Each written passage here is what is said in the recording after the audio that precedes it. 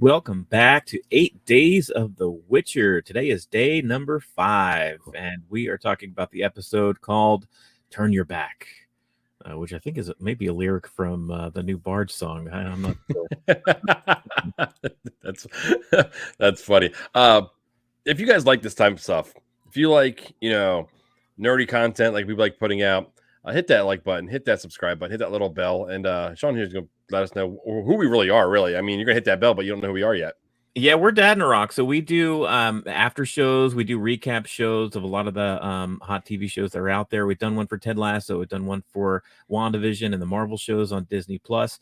This is the first time around we've done the bingeable model here on Netflix. Of course, Netflix dropped all 8 episodes of The Witcher season 2 at once, and Chris and I are going through every episode throughout 8 straight days. So yeah, check us out on dadandrock.com. We have a YouTube page. Be sure to find us on YouTube and like and subscribe. Okay, so it's time to turn our back. Turn your back, friend. So where do we start with this one here? Well, so we're going back to Gerald and Cirilla and their storyline, which kind of splits apart in itself this episode into kind of separate storylines. But yeah, as of last episode, the sorceress Triss, who is a friend of Yennefer and a part of that Artusa, cabal of sorceresses there under Trissa's tutelage. She went back to the Witcher's HQ, Kaer Morhen, to help Cirilla. It seems as though Gerald kind of sent out a request for somebody to come down and assist her, because I need a motherly figure for her. I need some help. He's a little over his head, right? Not only having a young girl in this castle, but she's pretty powerful, and he just wants to put his best foot forward here. It's almost like he doesn't want to make her mad because he's not sure if he can handle her. Yeah. And there's a part of the episode where Trissa was kind of making the moves on Gerald, like, hey, you can lay in my bed tonight, that kind of thing. Gerald didn't want any part of it, though. I think that's the first time I've seen him turn down a piece. In every other episode, he's kind of true. He's like, okay, I'm down. It must be the heartbreak from Yennefer. That's got to be what it is. Yeah. It's just like... And I almost feel like there has been times where they've spent the night together. Oh, him and Triss? Yeah, I think so. Yeah. The way that the conversation went was like there has been encounters in the past. But I think that was pre-Yennefer relationship for sure. Yeah. Oh, yeah. I believe that as well. Yeah. So Triss was like, okay, well, whatever. So Cirilla, she follows another vision of hers, and afterwards she confesses to Geralt and Trissa that as she was escaping Sintra, as Sintra was burning, and she was in front of Cahir, the Black Knight, as she calls him, and escaping from him, she let out that scream and broke the monolith that was there outside of Sintra, and in doing so, created this huge crevice in the ground. Yeah. And Geralt and Trissa are kind of taken aback, like, wow, that's kind of crazy. He's like, hold on, those monoliths aren't supposed to be destructible. Yeah. Like, they thought they were always there, always would be there. No one can actually, and the force that would take to destroy them is a force that they didn't know what even existed. Yeah, so Trissa, she's like, hey, we need to call for backup, or you need to get more information. She teleports Geralt over to Istred, who is a character that we know somewhat of. We know that he typically hangs out in Astrusa, the central location for a lot of the sorceresses. He talks to Trissa a lot of the time, and he was basically a student back in season 1. He had a relationship with Yennefer before she was before she transformed herself. Yeah, like he fell in love with her when she was still like a hunchback. Like they had a relationship that went sour eventually, but he has strong feelings for her, and that came up a little bit later with Geralt in this episode. But yeah, so Geralt is on his way there, and while Geralt is gone, Vesemir, he's doing a little investigating himself. He goes out to the obstacle course. He finds these blue flowers. Yeah, that he thought were long gone. And apparently, these flowers were a part of what made the potion. Yeah, that turned boys into the Witcher. So they're not born this way, right? I think in the first season we were never really sure on how someone became a Witcher. Yeah, but apparently you're kind of plucked away and you're given this serum, and if you survive it, you become you start walking the way of the Witcher.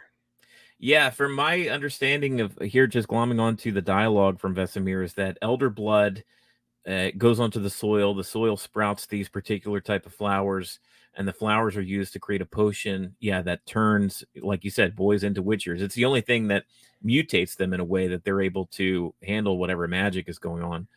And this kind of flower hasn't grown in forever. There's been no new witchers for, I don't know, like a century or Oh something. yeah, yeah, and they keep on getting fewer and fewer and fewer. Yeah, And I mean, when he sees them all over the training yard, yeah, and even he brings it up to Cirilla, and she's like, he lets her come to that conclusion. right. When he helps her, but he's like, you know what? She then notices and realizes they're growing every place that she bled, Yeah, and she's like, hold on. And then he basically tells her of the elder blood thing. So he's trying to get her to do what he wants and lead her to what he wants, but and still kind of having her decision right. on like how she's responding, which Yeah. she's not. It's not her decision in any way. He's completely leading the witness. Well, or she's going in that direction because she has her own feelings about it too, which she tells Trissa later in this episode. But going back to Geralt and Istred there, so he kind of Geralt teleports. He pops into Istred's laboratory or whatever, his little study, and Istred's kind of talking to himself, looking at maps. I guess he might be working with Fringilla. I don't know if it's a secret alliance because he seems to be on the other side of things. I mean, Yeah. as far as his location, he's Well, located with Trissa and all those if folks. I understand correctly, though, his character has always kind of been one that's been almost a spy-ish type character. Yeah, He's yeah, always kind of been the the little bird right. in every situation that would be able to report back to what's really going on. So I'm not Yeah, sure. I would be shocked if there's any actual cooperation between him and Fringilla. There was a point that Fringilla was brought up in hmm one of the episodes earlier about how she's working with Nilfgaard and said, "Oh well, she's lost as well." And I don't think he believes she's lost. She's, I mean, we know just by watching, she's a completely faith-driven character. yeah. So I don't think she's irredeemable, if that makes sense. Right. Yeah, so he's there. Of course, he's surprised by Gerald. He Goes up that probably barrier. yeah. But Gerald, you could tell Gerald does not like Gerald does not like teleporting because he has to take a seat after he gets there. he, He's like, he looked like he just got done, just fight. He sits down like, okay, I don't like that. yeah, he looks kind of nauseous. But basically, he tells Stred what's up as far as like, hey, I've been running into these new forms of monsters, and I think they're coming from this monolith that's crumbled, and Cirilla has something to do with it. And Estred is like, he doesn't know he's like, he doesn't believe him until Geralt, lays the decapitated head of one of these monsters Well, in he front just of him. drops that at his feet. He's like, Yeah, oh, what? yeah. Then he starts listening. Then he's like, well, maybe I should find out a little bit more about what's going on here. So yeah, they decide to take the hike out to one of the monoliths, where one is, where one he's never seen. 'Cause he's never been allowed to go out that way. Yeah, but now So that it's under new rule, he's able to get out there and he sees this huge canyon, this huge crack in the ground near the destroyed monolith. And yeah, Ciri's story is starting to check out. It looks like that's exactly what happened. they're looking at it, and Geralt's kind of like, there's no tracks, there's no nests, Yeah, there's no bones. there's everything that would be there that he's looking for is missing. Right. And then Ister's like, okay, I've got to get down there too. I've got to look. He's historian. He's got to figure out what happened, why it Yeah. happened, because there's nothing. Something historical is going on here. Yeah, exactly. Nothing in history has ever happened like this. We got to go ahead and figure what's going on to maybe protect it in the future, or just document it for that matter. Yeah. Back at Kaer Morhen, the Witcher HQ there, Vesemir, he's trying to, like you said, he's trying to convince Trissa and Ciri that, like, hey, this could be the salvation for the Witchers, and they're not like totally against it, but Trissa's like, this has to be her choice. Yeah. And so he tells her about the history of the Witchers, what happened to them, how she's basically the key to bringing them back to their former glory, and But she she throws buys a it. curveball on him. Yeah, She throws him a she's like, curveball. I'll do it, but I want to be the first new Witcher. Yeah. She's like, under one circumstance, I'm the first one. Mm-hmm. And he's kind of like, immediately he says no. He Yeah. turns his back, and it's an immediate no. This is not going there because he knows He knows the that. pain that comes with it. Well, not just that, but she may not even survive the potion. Right. And he straight She up may, tells her, it's like, look, I care for you. yeah. I don't want you And to go through this. what's not just he said he cares for him. He said that they all now Yeah. care for her, and they Yeah. don't want to see her this kill her. Which Yeah. I don't think it would kill her. I think her body would maybe reject it Yeah, because if of the power anything. that she already has within. Right. But I don't think she would die from it. No, I don't think so either. Yeah. So I'm curious to see what would happen if she were to become a Witcher, just with the stuff that's already going on inside her, you know? Oh my lord, man! She would probably become one of the most powerful people on the earth. Yeah. That would be that may be terrifying. Yeah, it may be. And we'll see a little bit later in this episode here. But she's persistent, right? I mean, she's got once her this mind click, like she's like, this is what I want to do. And Trissa worries about her. She goes to her and she's like, why do you want to become a Witcher? Like, what's going on with you? And she basically tells Trissa, like, I want to know about my past, and this may be a way for me to either move on from my past or at least learn enough about what's going on with this other magic inside me Yeah. that I can kind of move on with my life. And Trissa offers her another way of doing that. I guess some sort of magic ritual that they'd be able to tap into each other, do the old Vulcan mind meld or something, and maybe see some of her past history and where she comes from, and maybe find out about some of the stuff. Yeah, hey guys, if you're still with us right now and you're enjoying this, the 8 Days of Witcher, go ahead and hit that like button, hit that subscribe button, hit that little bell. We are doing this. We're releasing them in 8 consecutive days. We're this is episode 4, 5 now? 5. Wow, I'm Yeah. losing track. We're 5 in, so if you're watching this one, check out the prior 4 and make sure you follow us going forward. But we are Dad in Iraq. We do a lot of this stuff. We have after shows. We've done them on Invasion, Ted Lasso. We're doing the Book of Boba Fett coming forward. We have a few more things probably planned, but we're not ready to drop that information yet. But let's go ahead and continue turning our back on people. What do you think? Yeah, let's do it. So Trissa and Cirilla, they actually perform this magic ritual, and it immediately reminded me, we're in Christmas time here, it reminded me of A Christmas Carol, how Scrooge and the ghosts of Christmas Oh, past they start, yeah. able to just like walk around the past and stuff, and the people there wouldn't see him. That's the way this ritual is supposed to work anyway. She goes through this tavern. She sees Kahir when he was younger, this Black Knight. She freaks out. She's like, oh, he's scared. Well, he looks right. I think he looked right at her. Yeah. And then her mother at the table looked right at her. And Trissa immediately like, hold on. This is not how this is supposed to work. She knew something was wrong out the gate. Her mother seemed to be talking to her. She was like, let Yeah. me tell you a story. And Trissa was like, yeah, this is wrong.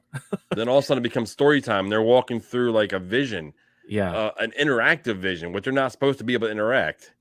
Yeah. And the tavern turns into this dark castle hallway. They see a big castle door. They go through it. It's a bright bedroom. She sees her mother again. She sees her father. Apparently, this is the day that they died. She sees herself as a baby. And once again, her mom sees her and basically smiles right at her. And Trissa, once again, is like, this is not right.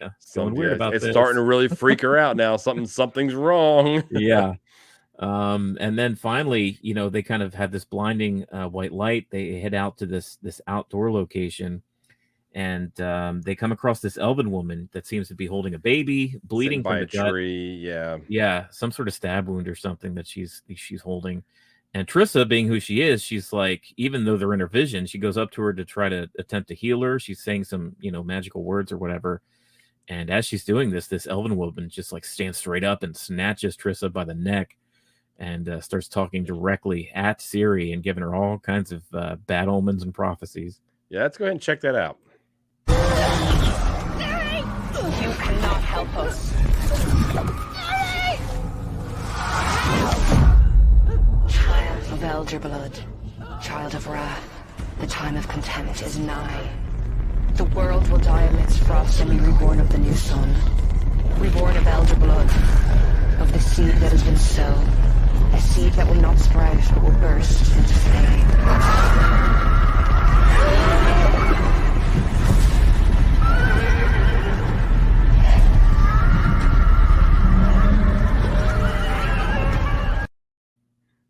The apocalypse. Dude, the child of wrath. Did you catch that? The child of wrath, the what is it? The seed that will burst into flame. Yeah, the earth will freeze over and be reborn again under elder blood. Yeah. I'm like, man, there's a lot of End of the world things kinda. she dropped on us right there. Oh, yeah, yeah. We're starting to get a window into how important and how powerful, Cyrilla is, and it's a little scary.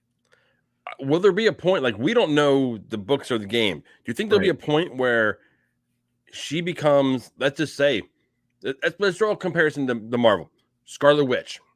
She's right. now amazingly powerful.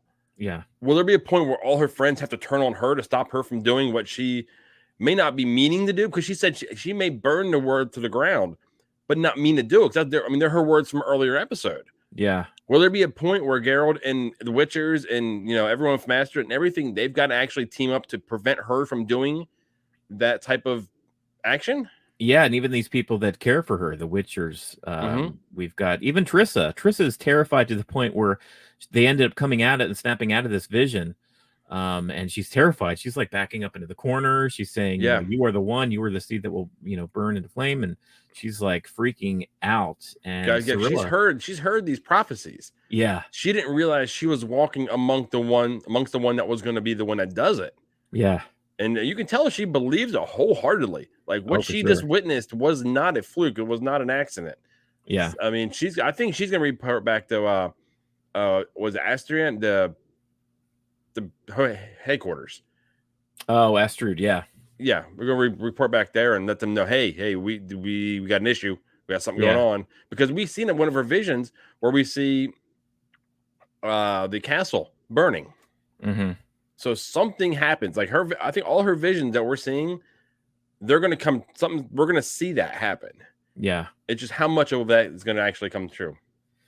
Yeah, it's a little scary, and even at the end of this vision, she doesn't know what else to do because Trissa is in such a state and She's can't freaking help her. out. Yeah, She's freaking out. She's yelling for Geralt over and over again, Geralt, Geralt, until finally Geralt can actually hear her call for him in the canyon that he's in with Estrella.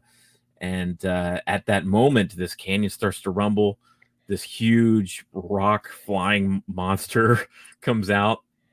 Looks pretty BA, pretty scary. yeah.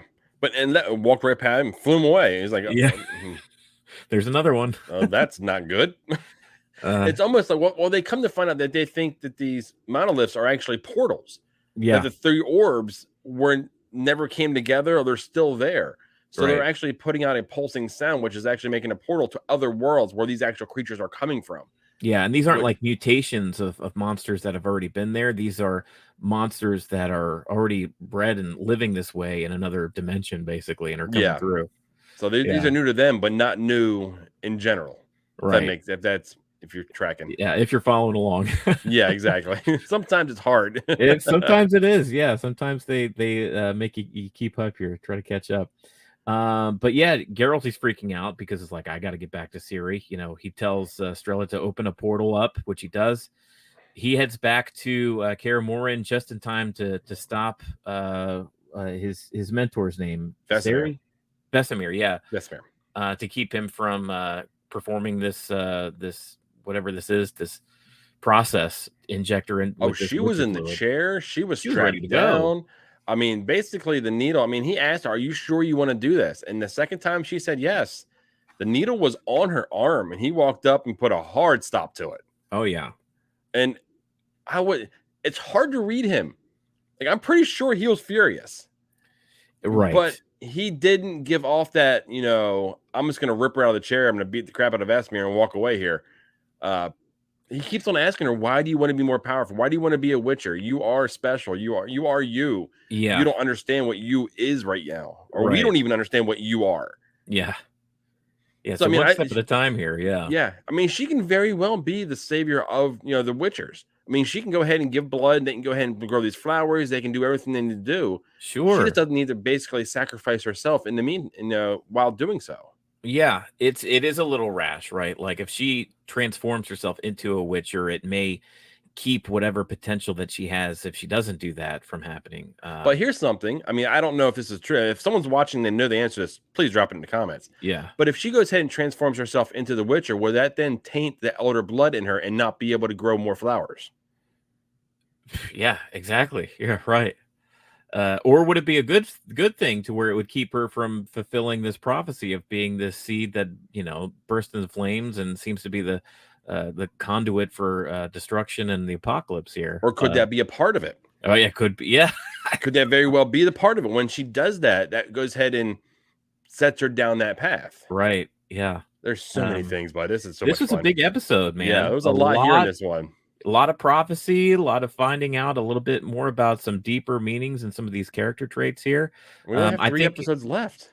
that's true. Like they're ramping up towards finale time for sure. Yeah, They're giving us a lot, so they'll give us, and they didn't let us down in season 1. I've got high hopes on how this ends. yeah. And so far, our prophecy at the beginning of the season is coming true, where Yennefer has stayed very separate from Geralt and Cirilla. But we find out in a conversation, it's not down the the line we're going here, but she has to get back to him. Yeah, To go ahead and use Cirilla, because in one of her visions that she's with that lady in the woods, she sees Cirilla standing there, and she's the key for her getting her magic back. yeah. One point that we kind of glossed over from earlier in this episode is that Geralt and the gentleman that he's with, the mage historian Istred, they finally have a conversation that they realize that they have a connection through Yennefer. That they've have been together before, and this is where Geralt finds out that Yennefer's still alive. She's still alive, yes. Yeah, and that was a big moment. That was a big deal before everything went rumbly in that cavern they were in. Yeah, he was sure she was gone. Yeah, I don't think he really even thought much more of it after that. And then when he was told that she's alive, it was a whole different once again, you get zero emotion out of him. right. Zero emotion. And it could be good, it could be bad, Yeah. indifferent. He always gives you that stoic look, which Is fantastic. it anger? Is it pain? Is it sadness? Is he overjoyed? Who knows? It's like, did I piss him off? Is he happy? I'm not sure. Right. I'm not going to push this. That's going to do it for day 5 here of 8 Days of the Witcher. We're going to check back in with Yennefer and the Bard and their storylines next episode. But yeah, be sure to join us each day this week as we discuss season 2 of The Witcher. Be sure to join us later in the month after Christmas. We're going to be talking about the Book of Boba Fett on Disney Plus. That's going to be a weekly endeavor. But yeah, in the meantime, be sure to keep watching the 8 Days of Witcher. Check out our YouTube page and be sure to like and subscribe. Okay, and what do we say right about now? Toss a coin to your Witcher. Turn your back.